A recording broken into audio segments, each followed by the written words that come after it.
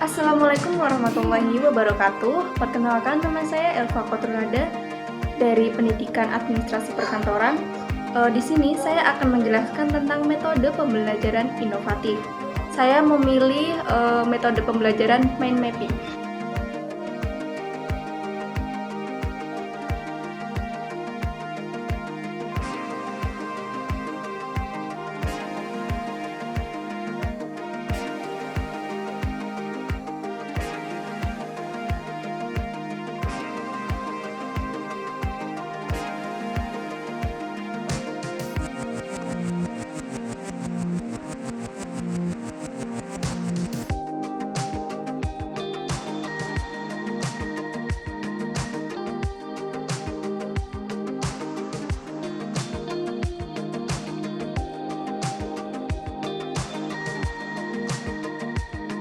Mind mapping merupakan metode pembelajaran yang dikembangkan oleh Tony Buchanan, Kepala Bain Foundation.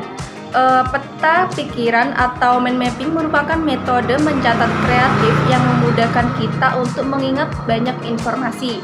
Setelah selesai, catatan tersebut dibuat membentuk sebuah pola gagasan yang saling berkaitan dengan topik utama di tengah, kemudian subtopik dan perincian menjadi cabang-cabangnya.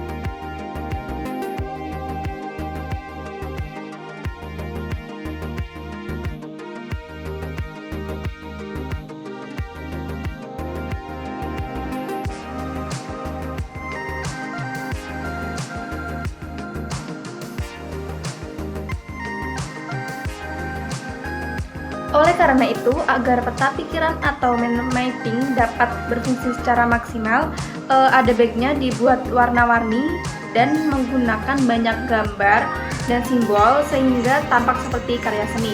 Apa sih tujuan mind mapping itu? Tujuannya yaitu agar metode mencatat ini dapat membantu individu mengingat perkataan dan bacaan, meningkatkan pemahaman terhadap materi, membantu mengorganisasikan materi dan memberikan wawasan baru.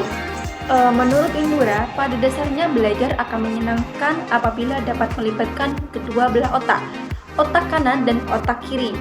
Mind map akan menggunakan kedua sisi otak, yaitu otak kiri dan otak kanan, karena mind map menggunakan gambar, warna, imajinasi untuk otak kanan dengan menggunakan kata, angka, dan logika itu otak kiri. Belajar dengan menggunakan mind map menjadikan belajar tidak cepat bosan, materi pelajaran akan mudah untuk diingat dan meningkatkan hasil belajar. Dengan begitu, peserta didik dapat menggunakan mind map pada kegiatan belajar sebagai salah satu cara untuk meningkatkan keterampilan sehingga dapat mencapai keberhasilan dalam kegiatan belajar. Dalam video ini nanti saya akan menampilkan sebuah video bagaimana sih cara membuat mind mapping itu dan langkah-langkahnya seperti apa.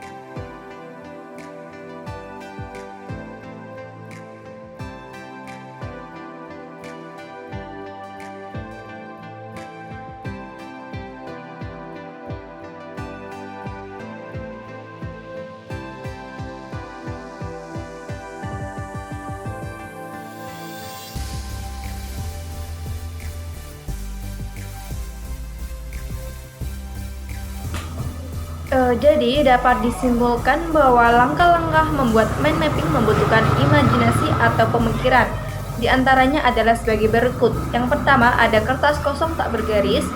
atau selembar kertas buku gambar ukuran A4 atau bebas, terserah kalian. Yang kedua ada pena dan pensil warna. Yang ketiga ada otak, dan yang keempat imajinasi. Assalamualaikum warahmatullahi wabarakatuh.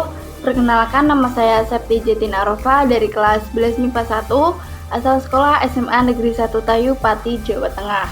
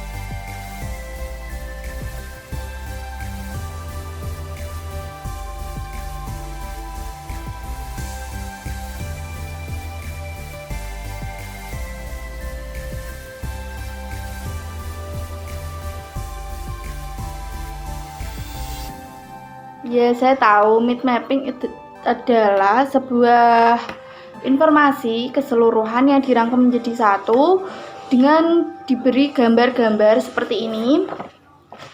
Seperti ini agar menarik pembaca dan yang memahami itu mudah untuk dipahami.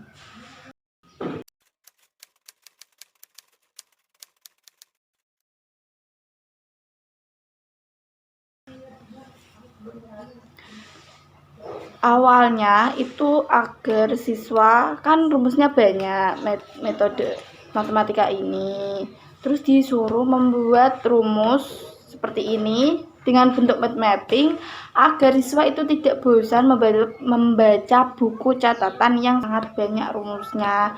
Jadi disuruh membuat seperti ini biar menarik dan semangat untuk belajar.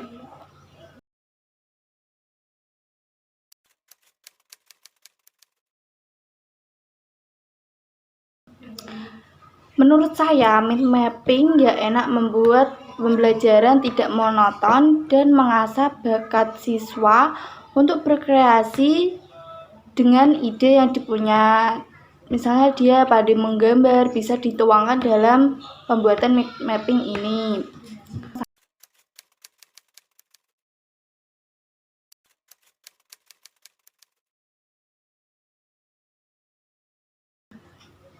Ya, tentunya saya mengalami kesulitan seperti penempatan letaknya, tulisannya, maupun memberi warna.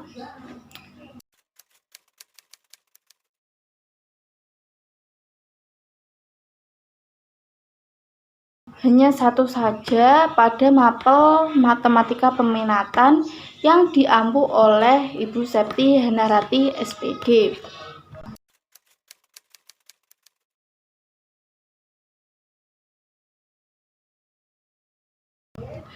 Ya, lebih enak dijelaskan langsung karena kalau membuat mind mapping itu kan membutuhkan waktu yang lama. Terus kalau hanya rumusnya yang ditulis, kalau nggak paham ya sama aja. Mending dijelaskan secara langsung, lebih paham dan bisa tanya-tanya.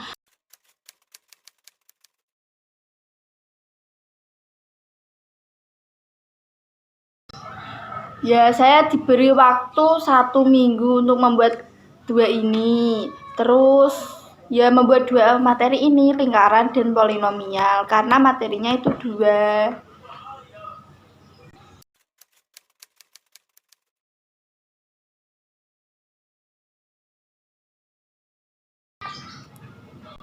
Ya pastinya ada, karena kan nggak semua orang itu bisa menggambar dan berimajinasi dengan baik. Jadinya dia tuh bingung gimana caranya, kan sebelumnya belum diberi materi atau diberi contoh tentang mind mapping itu seperti apa gitu.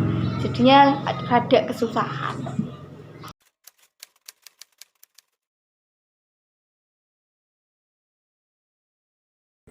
Metode pembelajaran mind mapping tentunya juga memiliki manfaat.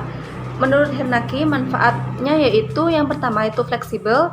Ketika guru atau orang lain menjelaskan materi, siswa dengan mudah menambahkannya di tempat yang sesuai dalam mind mapping tanpa merasa kebingungan. Kemudian yang kedua, memusatkan perhatian, karena menggunakan mind mapping tidak perlu menangkap semua kata yang diucapkan oleh guru, cukup dengan menangkap gagasan utama yang disampaikan oleh guru. Jadi hanya informasi-informasi penting yang bisa kita tulis dalam mind mapping tersebut. Kemudian yang ketiga yaitu meningkatkan pemahaman. Dan yang keempat yaitu menyenangkan, karena mind mapping mengombinasikan antara kreativitas dan imajinasi siswa yang tidak terbatas. Hal ini lebih menyenangkan apabila dibandingkan dengan membuat catatan biasa.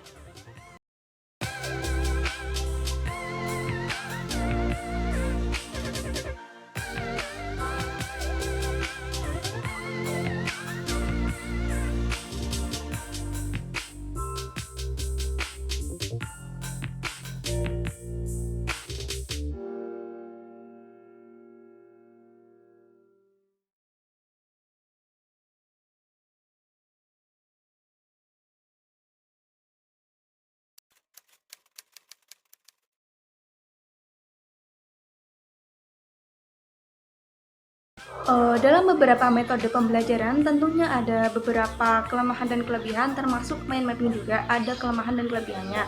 Menurut Olivia, ada beberapa kelebihan. Yang pertama yaitu cara mudah menggali informasi. Kemudian yang kedua dapat digunakan sebagai jembatan diskusi, artinya kita dapat mengembangkan mind mapping yang telah kita buat untuk didiskusikan kepada anggota kelompok lainnya. Misal kita ada yang tidak memahami, kita bisa menanyakan langsung ke kelompok tersebut. Kemudian yang ketiga, cara belajar yang cepat dan efisien. Yang keempat, cara membuat catatan agar tidak membosankan. Kalian bisa lihat di mind mapping tersebut ada beberapa pensil warna, terus menggunakan cabang-cabang, tidak seperti catatan yang biasanya, sehingga kita lebih bisa mudah memahami karena isi dalam mind mapping tersebut hanya informasi-informasi yang penting-penting saja. Kemudian yang kelima itu cara belajar terbaik untuk mendapatkan ide baru dan melatih kemampuan kita.